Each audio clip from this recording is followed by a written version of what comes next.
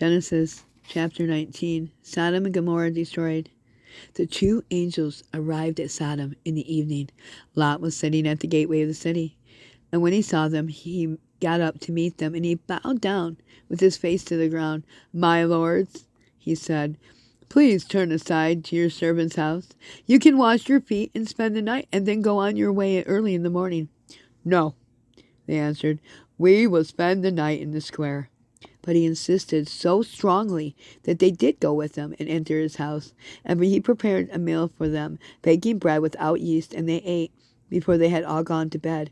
All the men in every part of the city of Sodom, both young and old, surrounded the house. They called to Lot, "Where are the men who came to you tonight? Bring them out to us that we may have sex with them." Lot went outside to meet them, and he shut the door behind him. And he said, "No, my friends. Don't do this wicked thing. Look, I have 2 daughters who have never slept with a man. Let me bring them out to you, and you can do what you like with them. But don't do anything to these men, for they have come under the protection of my roof." "Get out of our way," they replied. "This fellow came here as a foreigner, and now he wants to play judge. We'll treat you worse than them."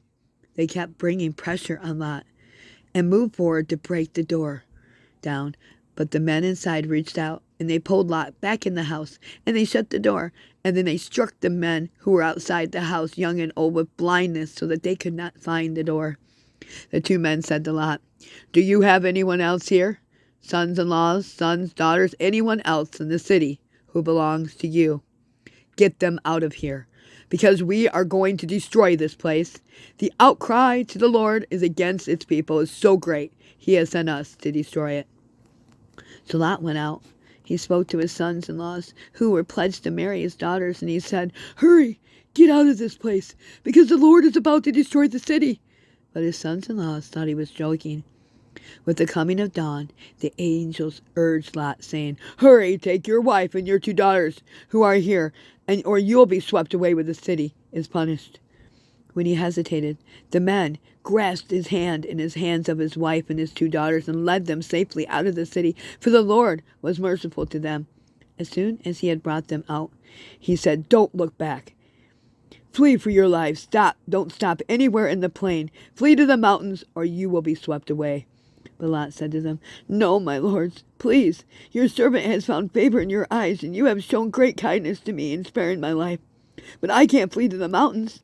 This disaster will overtake me, and I'll die. Look, here is a town near enough to run to. It is small. Let us flee there. It is very small, isn't it? There my life will be spared." He said to them, "Very well. I will grant you this. I will not overthrow the town you speak of, but flee there quickly, because I can do anything until you reach it." This is why the town was called Zor. By the time Lot reached Zor, the sun had risen over the land. Then the Lord rained down burning sulfur on Sodom and Gomorrah from the Lord out of the heavens. Thus he overthrew those cities and the entire plain, destroying all those living in the cities and also the vegetation in the land. But Lot's wife looked back, and she became a pillar of salt. Early the next morning, Abraham got up, returned to the place where he had stood before the Lord. He looked down toward Sodom and Gomorrah, toward the land and the plain.